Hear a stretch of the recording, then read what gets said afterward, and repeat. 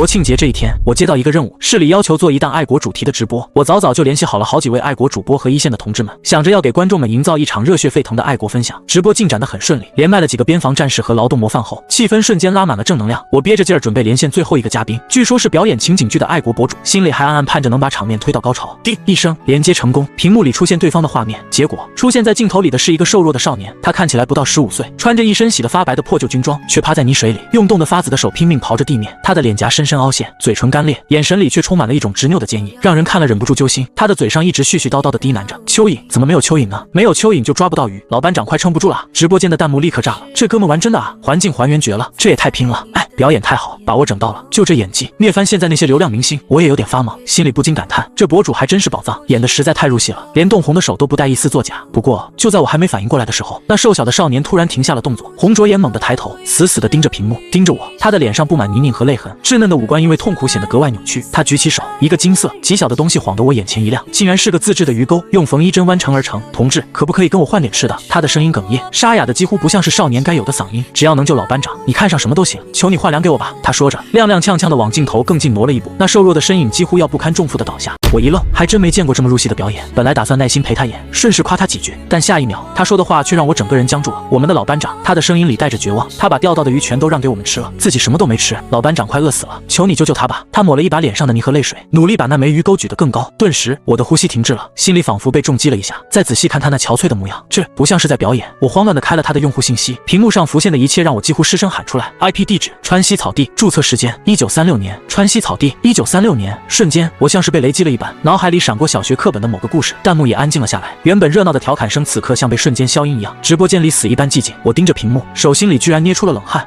叫什么名字？傅延修。少年答得利落，眼睛里突然跳动了一丝希望。同志，求你愿意换吗？那你们的老班长他叫什么？我们都叫他老班长，他姓郑。少年低声嘟囔，还有王班长。我的脑袋嗡的一声炸开了，只觉得手脚绵软，几乎瘫倒在椅子上。金色的鱼钩，孩子稚嫩的脸，川西草地，我的记忆像是潮水般涌来。小学语文里那个故事，金色的鱼钩，是关于一位伟大的老班长，为了让几个年轻的战士活着走出草地，自己吃草根，甚至啃鱼骨，最终活活饿死。而眼前这个人，傅延修，他极有可能就是当年被老班长救下来的其中一人。所以这是真的，我们真的连线到了过去。天啊，那岂不是说那个老班长马上就要牺牲了？弹幕瞬间炸裂开来。所有人都被这个无法相信的事实冲得头皮发麻，那种前所未有的无力感重重攫住了我的心。我知道历史，也知道结局，不管叫傅延修的小战士如何拼尽全力，他的老班长依旧会倒在那片草地上，那是不能改变的过去，早已写进书里的结局。我能做什么？我什么都做不了，只能眼睁睁看着这位伟大的英雄在我的直播镜头前走向注定的死亡。傅延修见我迟迟没有回应，眼神里的光一点点暗淡下去，他低下头小声说：“对不起，同志，俺知道这个鱼钩不值钱，可俺真的没有别的东西了。”那声音带着哽咽，像个做了错事却又无助无望的孩子。要是你不愿意，俺就不换了。看着他那瘦小不安又可怜的模样，我的心就像被生生攥紧了一样，疼得无法呼吸。我张了张嘴，想安慰他两句，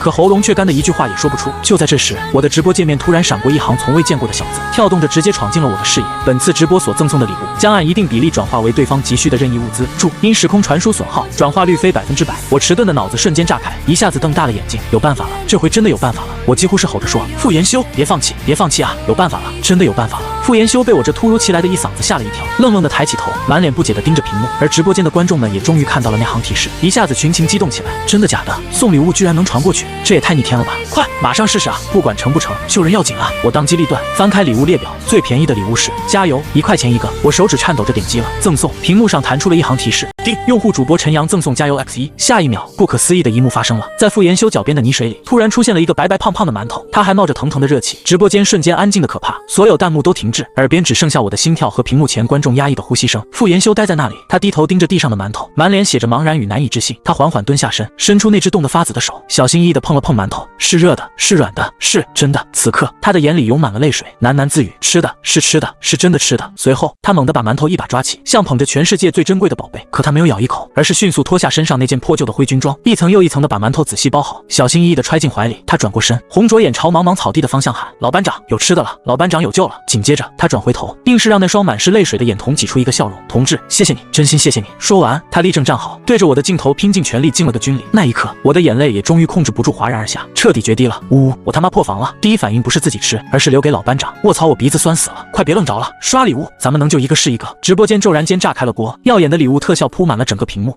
用户爱吃兔子的胡萝卜赠送跑车 X1。用户今天也要加油呀，赠送火箭 X1。礼物数量疯狂飙升，而傅延修的脚下很快便堆满了食物，馒头、面包、压缩饼干、罐头、矿泉水，甚至冒出了一瓶瓶新鲜的牛奶。泥泞的地面上堆成了一座小小的食物山。傅延修显然被这一切吓傻了，他手足无措地看着那些堆积如山的食物，结结巴巴地说：“这也太多了，同志，俺们不能要这么多啊！”他眨巴着眼，试图把那些东西往后推开，却显得不知所措。他低声嘟囔：“俺真没东西可以换了。”我急声道：“傅延修，这些都是给你们的，给你和你的战友们，也给老班长。你们不是一个连队吗？肯定还有很多人饿坏了，多一点吃的就能多救活几个人，快拿着，别犹豫啊！”他的动作僵住了，愣了一会儿，终于重重地点了个头，他的眼里带着浓烈的感激和泪水，郑重地说：“俺代表全连的同志，谢谢你们，谢谢大家。”礼物不停地增加，可屏幕前的我们依旧紧张。食物是有了，但老班长的肠胃病仍是致命问题。在草地这种恶劣条件下，喝了污水，吃了草根，病情极可能恶化致死。吃的再多，病情撑不住也是徒劳无功。没有要老班长熬不过去。正在我们几乎束手无策时，直播间里赫然出现了一个特殊的 ID 龙魂。这个 ID 背后竟然跟着一个闪闪发光的共和国勋章标志。直播间瞬间静得可怕，有人倒吸一口凉气，发出只有一个字的弹幕：操，这是哪位功勋元老？我的天啊，不会是在和历史书上的人物一起看直播吧？弹幕翻涌着，炸得直播间沸腾成了一个天然的熔炉。没等我们从震惊中回过神来，一条私信直接弹了出来，发信人龙魂，年轻人，我是王浩。王浩，我的脑子嗡的一声直接空白了好几秒。王浩是谁？那可是开国将军，经历过长征，战功赫赫，参与过无数激战的传奇人物。他竟然在看我的直播，我的手心下意识的冒了汗，紧张的连呼吸都略显困难，赶紧回复过去：王老将军您好。别客气。王老的文字出现在屏幕上，几句话却字字铿锵，带着一种不容置疑的力量。我当年也是从草地里爬出来的，知道他们最需要的是什么。食物虽然重要，但解决不了根本问题，他们需要的是药，治疗肠胃炎和痢疾的药品，还有干净的水。草地的水有毒，饮用了会加重病情，甚至导致死亡。王老将军仿佛醍醐灌顶一般的话语瞬间点醒了我，我一拍脑门，猛地反应过来，赶紧冲着直播镜头喊：大家听我说，现在不要再送吃的了，食物够了，我们现在最急需的是药品，治疗肠胃病的药，还有净水片或干净的饮用水，快，不能再等了。网友们的反应异常迅速，弹幕里一片混乱。对，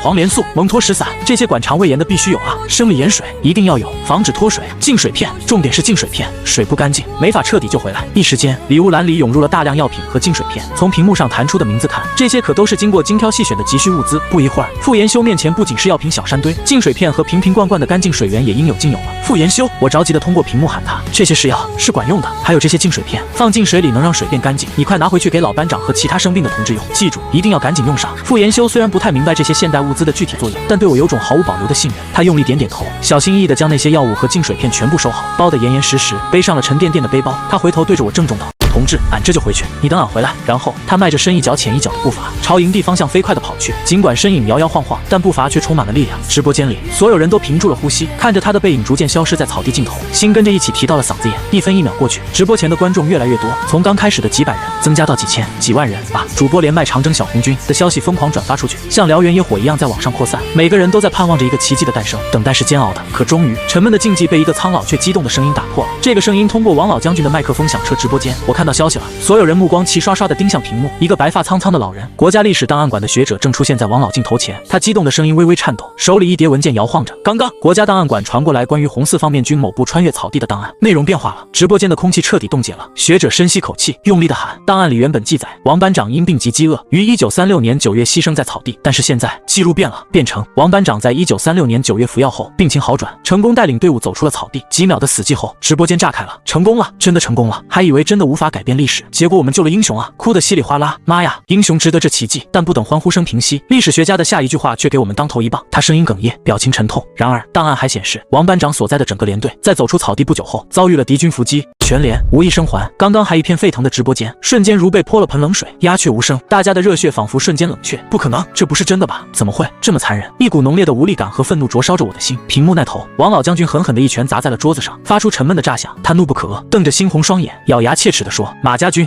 的骑兵，那场伏击我知道是在夺命坡，他们在那屠杀了一整个连的弟兄。陈阳，王老将军定定地盯着我的眼睛，甚至透过摄像头都能感到他压抑不住的悲愤与决绝。告诉那个孩子，一定不能走夺命坡，不管怎么绕路，不管付出什么代价，不能走那条路。我咬紧牙关，用力点了点头。是啊，不能让英雄们白白牺牲，我们能救一次就必须救到底，这一次我们一个都不能少。正当我下定决心时，傅延修的身影再次出现在画面里，他扬起兴奋的笑容，脸色明显比刚才好了很多，连脚步都轻快了不少。他朝我挥手喊：同志，俺回来了。他的声音带着掩饰不住的喜悦，眼里闪烁的光亮充满希望。药太管用了，老班长的烧都退了，也能吃下东西了，连里好几个病号现在都好了。大家都说你们是下凡的神仙啊！我看着他单纯而真诚的笑容，心头却越发揪得难受，忍不住红了眼眶。傅延修，这个世界没有神仙，如果真有神仙，也是你，是你们。傅延修挠了挠头，满脸疑惑地看着我，阳光下依旧是他纯洁的仿佛不染一丝尘埃的眼神。同志，俺们怎么会是神仙呢？傅延修憨憨地挠着头，一脸单纯的疑惑，他的神情纯粹的让人心疼，仿佛从未经历过残酷的战争一般。我深吸一口气，拼命压住几乎要冲出口的情绪，强行挤出一抹微笑，没有直接回答他的问题，反而语气一转，变得严肃起来。傅延修，你听我说，接下来这件事比你的命还重要，你必须得听清楚了。傅延修一下子愣住了，整个人立刻站得笔直，脸上的笑意瞬间褪去，换上一副郑重无比的表情。同志，请指示，你们接下来是不是要经过一个叫夺命坡的地方？我声调微微拔高，这种焦急几乎是刻在骨子里的。果然，傅延修的神色一下变得惊讶，半晌才点了点头，声音低沉而狐疑。同志，你是怎么知道的？夺命坡是我们去下一处宿营地的必经之路啊！怎么了？不能去！我几乎是吼出来的，声音抑制不住的颤抖起来。那里有敌人的埋伏，你们如果去了，根本不可能活着回来，会全军覆没的。傅延修脸色唰的一下白了，嘴唇动了动，像是想说什么，但又没发出声音。过了好久才终于开口：埋伏？不可能吧？我们派出的侦察兵刚回来，说一路都很安全啊，相信我。我咬紧牙关，死死地盯着屏幕中他的脸，语气像是拼了命一般。敌人的骑兵早就埋伏在山坡后了，他们等的就是你们过去，一走上那条路，他们就会一窝蜂地冲出来，不是开玩笑，这是个杀局。傅延修的双眼满是震惊和犹豫，他咽了咽喉咙，神情明显极度挣扎，这太超乎他的认知了。一个素未谋面的同志通过一个奇怪的镜子告诉他前方的军事情报，说换谁都会感到不真实吧。这时候直播间的观众终于沉不住气了，全都疯狂弹幕刷屏，小同志快听他的啊，这可是救命的情报，数万网友在看着你，相信我们一定没错，这是跨越时空的合作，你不知道，但你不能怀疑。关键时刻，王老将军的声音沉沉地响了起来，带着一种浑然天成的威严与不可置疑的力量。孩子，听我说，我是王浩，我曾是红四方面军的战士，今天我用我一生的荣誉向你担保，陈阳说的是真的，夺命坡就是你们的坟墓，千万别去。王浩这个名字对于历史的重量是任何人无法忽视的。屏幕里的傅延修身子猛地一抖，脸上浮现出不可置信的震惊，就连声音都变得颤抖，带着些讷讷的结巴。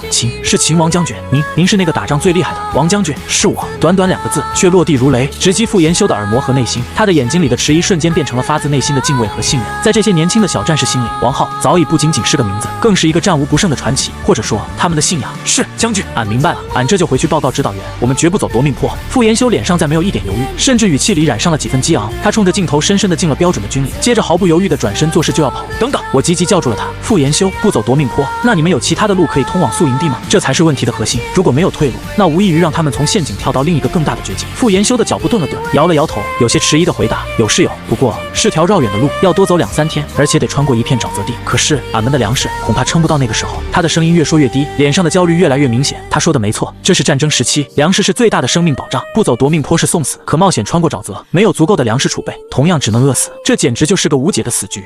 粮食问题得想办法，我急得快冒汗，得送够他们走半个月的粮食，哪怕是最基础的补给，也要确保他们能撑到下一个宿营地啊！弹幕一阵纷乱，看直播的网友已经明白了一切，迅速从药物转向了粮食物资。直播间里显示出大批粮食开始刷屏，物资堆起来的速度令人震撼。然而这次情况居然发生了戏剧性变化，屏幕里傅延修面前的物资始终没有增加多少，那个黑色的镜子背后弹出一行显眼的红色警告：时空转换警告，时空悖论指数急剧上升，物质传输通道已关闭。我的心顿时沉到了谷底，无法再送任何物资了。但更令人绝望的是，系统的冷冰冰提示解释了一切，直接的物质传输相当于硬性修改了过去某个时间段的物理构成，极易引发不可控的连锁反应，导致更严重的历史崩塌。而你们之前的行为已经玩火至极，一时间直播间陷入死一样的沉寂，浓重的无力感笼罩了每个人的心头。这下真的没希望了吗？老天爷为什么要在希望出现后又把它掐灭？这太残酷了。而王老将军那边，他身边的研究员和历史学家尽管紧张无比，却迅速展开了一场紧张的推演。他们摊开一张巨大的军事地图，围成一圈激烈争论着，气氛无比凝重。而镜头外，傅延修还在等着我的指示，他的眉头紧紧皱起，眼里满是关切和焦急。同志，你们还在吗？他带着一分小心翼翼的试探，可语气却坚定依旧。我的手紧扣住座椅扶手，深吸一口气，强迫自己冷静下来。物质传不过去，那就信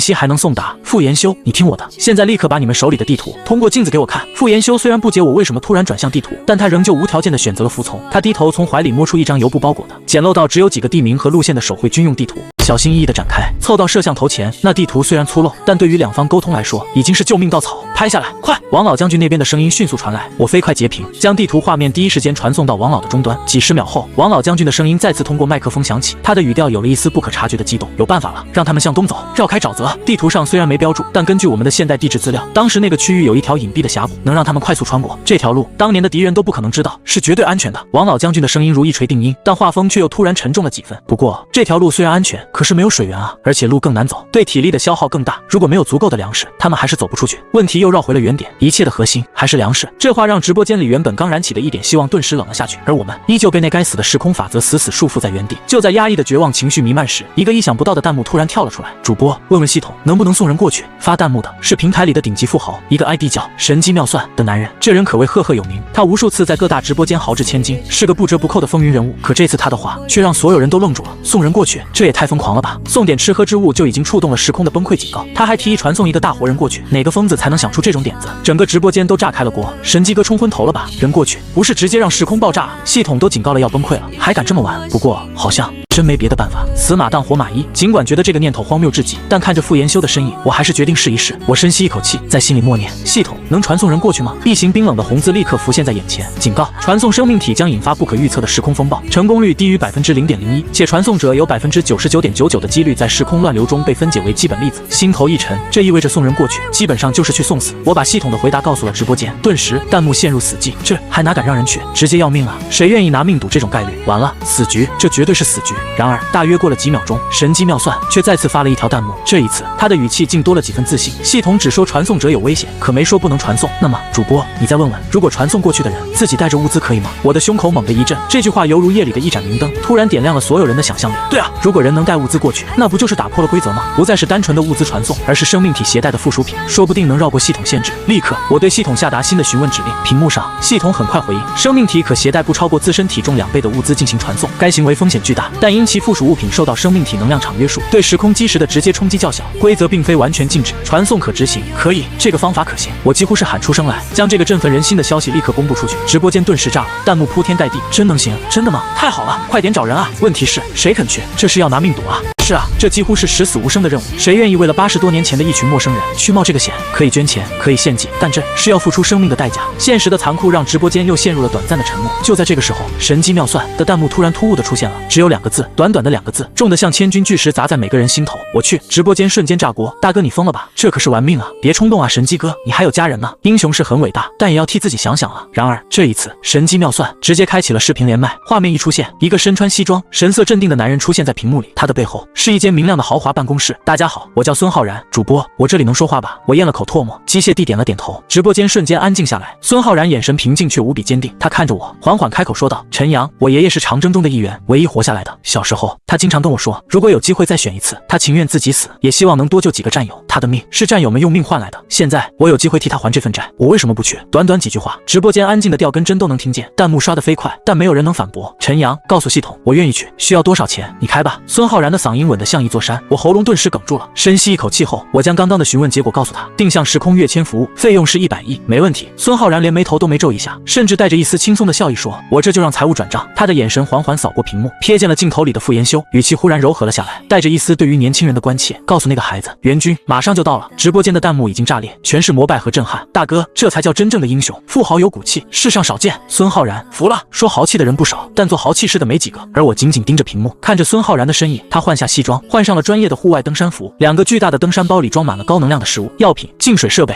甚至还有几部大功率的步话机。他拿起一个蓝色的信号枪，说：告诉他们，这个信号枪如果白天打则会冒烟，如果晚上就会出现强光，遇到极端危险打这个他们会知道方向。准备一切就绪后，我对系统下达了最终指令，传送目标孙浩然，目的地指定1936年川西傅延修第一站，正在扣除费用，扣除成功，时空通道构建中。机械的系统提示音断断续续的响起，然而紧接着一道刺耳的警告声忽然覆盖了我的耳膜，警告，检测到剧烈时空风暴，传送成功率下降至0.001%，是否继续？我的心直接提到嗓子眼，视线扫向屏幕，孙浩然依然站在那里，从容镇定地看着我，甚至还冲我露出了一个淡淡的笑容。他轻轻吐出2个字：继续。我手心尽是冷汗，甚至不知道自己此时在紧紧抠着椅子的扶手，但他的语气是那样坚定，丝毫没有动摇。我死死盯着屏幕，咬着牙用力按下了是。下一秒，屏幕里的孙浩然被一道刺目的白光吞没，影像瞬间中断，巨大的能量冲击席卷而来，我的直播页面在一刹那间陷入一片漆黑，屏幕上跳出冷冰冰的提示文字：传送中断，连接失败，结束了，一切彻底结束了。我怔怔地瘫坐在椅子上，浑身湿透，像刚从水里捞出来一样。完全回不过神来。此刻，直播间的数千万观众也陷入死寂，没有弹幕，没有声音，屏幕上只剩下一片黑暗，谁都不知道发生了什么。孙浩然到底是成功传送了，还是已经永远迷失在了时空乱流里？历史会因为他而被改变吗？还是我们只是制造了一场更大的悲剧？这个问题盘旋在我的脑海里，但答案谁都不知道。接下来的1个星期，我几乎没再合过眼，也无法正常吃饭。我关闭了直播，断绝了一切外界的联系，甚至辞退了助理，把自己锁在屋子里，疯狂地一遍又一遍回放那段突兀终止的直播录像。那刺眼的白光成了阴影，死死印进了我的脑海。与此同时，我也不知疲倦地查阅一切关于时空理论的书籍，甚至联系了国内外10几个顶尖的物理学家，但这些回应无一例外都带着让人窒息的绝望。时空传输，一位教授在电话里长叹，纯粹是理论层面的概念，本身不受控制，再加上风暴，这种情况下存活的可能性几乎为0。结果不言而喻，孙浩然就连带着他的100亿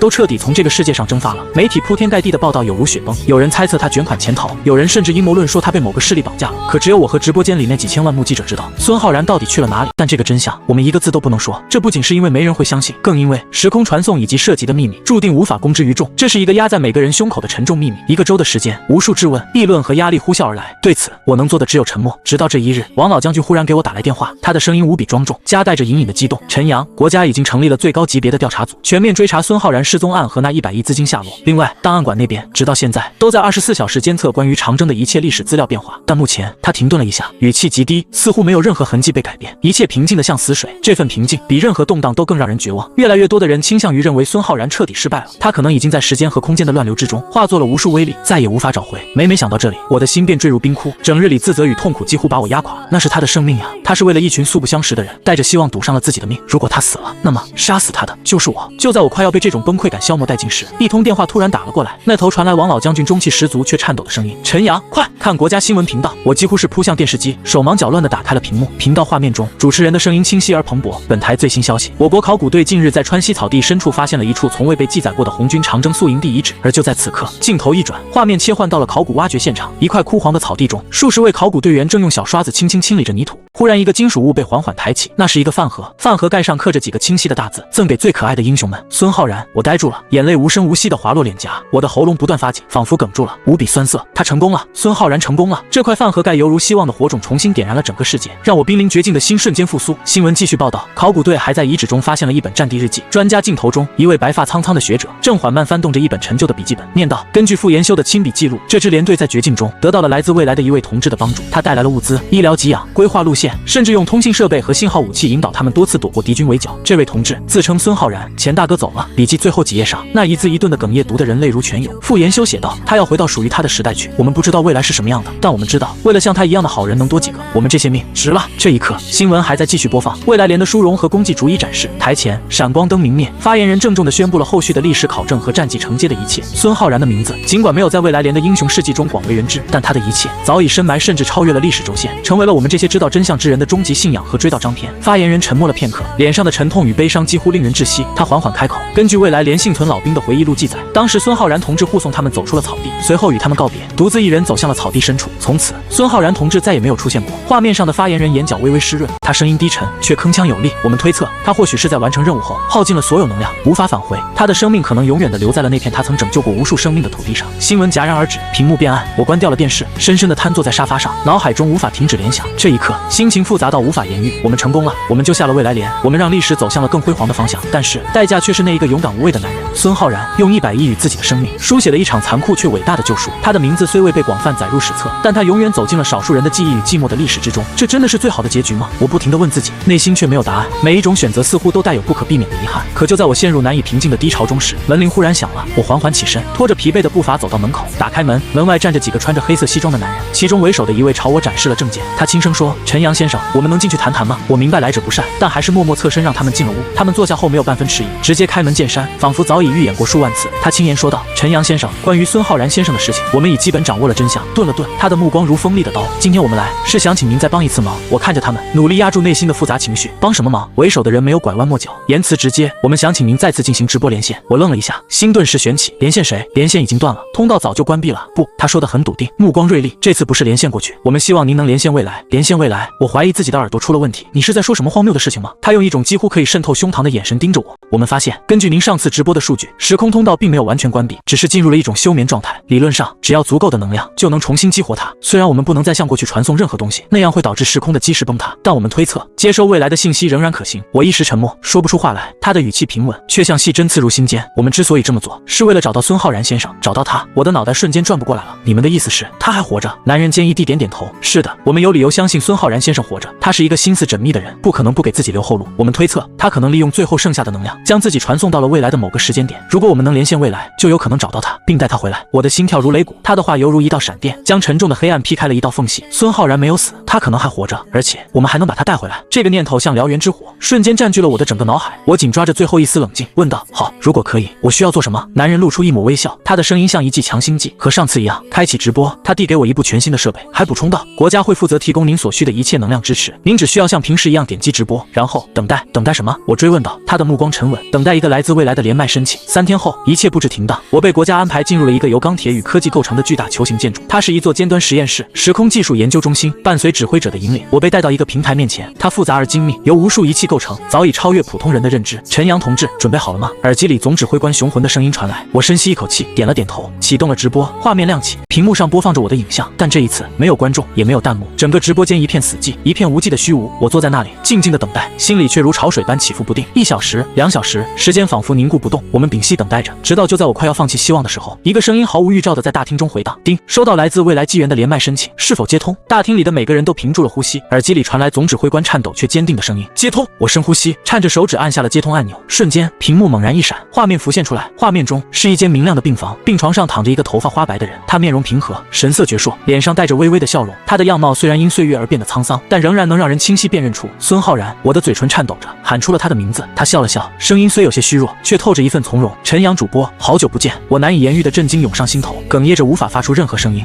他还活着，孙浩然还活着，仿佛看穿我的想法。他继续轻声说道：很意外，是吧？当年我确实是做好了留在那个时代的准备，但我这人嘛，总喜欢多做些后手准备。他微微仰靠在枕头上，声音低缓，却带着一丝坚韧。在那个最后的时刻，我用尽自己能调动的所有能量，用步话机捕捉到了时空乱流中的微弱信号频率。这是个豪赌，我赌这信号来自未来的某种定位器。我将最后的能量全部注入，强行进行了一次无坐标的2次跃迁。没想到啊，我赌赢了，就这样来到了这里。这里是哪？听着孙浩然的描述，我急切地问。他眼神微微一暗，嘴角含着一丝难以言说的复杂情绪。一个比我们先进整整100年的时代。他看着我，目光中有欣慰也有遗憾。而我呢，在这里生活了60年。那你现在？我还想问些什么，但话到嘴边被他打断了。他的语气出奇的平静，就像普通人说出一件再寻常不过的事情。我快不行了，陈阳，我的身体在时空穿梭中受到了不可逆的损伤，活到现在已经是一个奇迹，真的该知足了。他看着屏幕，眼神透着某种深沉的平静。我发出这个信号，并不是为了求救，我知道回去是奢望，只是想在生命的最后再看一眼我的故乡，再向你，也向所有人说一声谢谢，谢谢你们没有忘记我。1周后，国家为孙浩然举办了一场空前隆重的葬礼，礼堂庄严肃穆。尽管他在我们的时代只生活了短短30几年，却被追授为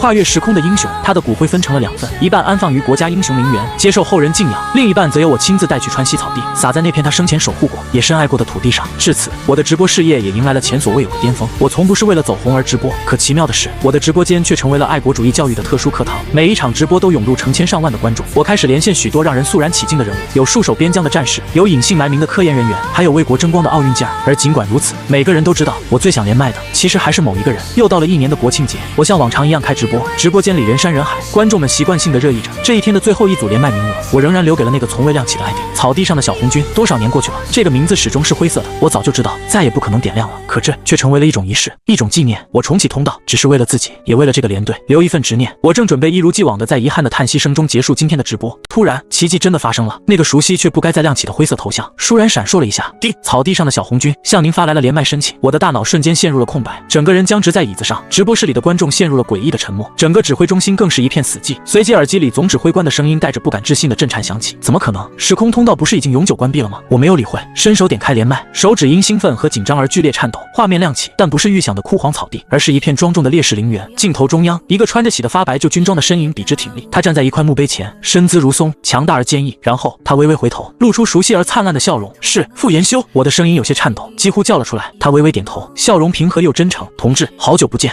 你们说出口的每一个字都显得如此艰难。我们都很好。他目光温柔，透出一丝深邃的释然。他转身指了指身后，我们的使命已经完成了。今天我们特意来见一个老朋友。我顺着他的手望去，那是一块墓碑，墓碑上的字迹清晰无比。孙浩然，我们没有忘记他。傅延修的目光柔和而坚定，我们未来连的每一个人都不会忘记他。今天是钱大哥用在未来研究出的一种技术，让我们这些老家伙的精精神投影回来，是特意来和战友道别的。道别，我喃喃重复，内心涌起不安。傅延修点了点头，目光平静，但语气却多少带些伤感。我们的时间到了，陈阳。他的话音还未落，他的身影开始变得透明。那座庄严神圣的烈士陵园在我们的注视中，宛如水纹一般，逐渐涟漪散开。就在此时，他望向我，眼神短暂而深远。同志，谢谢你们替我们活在这个未来，也替我们看一看这盛世。告诉我们他好不好？我的喉头像被巨石堵住了一般，许久才努力压下情绪，猛地站起，使尽全身气力朝着镜头进了一个标准而坚定的军礼。声音透过这个广袤的时空，连同风声涌入无尽的空寂。报告先辈，山河犹在，国泰民安。这盛世如您所愿。傅延修听完，缓缓一笑，那笑容温暖明亮，宛如曙光。他的身影随着连队逐渐消散在风中，那片飘荡的金色光点，仿佛是他们生命最后一次盛放的荣光。直播画面最终定格在烈士陵园的一块无名墓碑前，碑上静静地放着一枚冯一珍做成的鱼钩，阳光洒下，它折射出的微光永恒璀璨，仿若一道不灭的星辰，闪耀着跨越时空的英雄信念。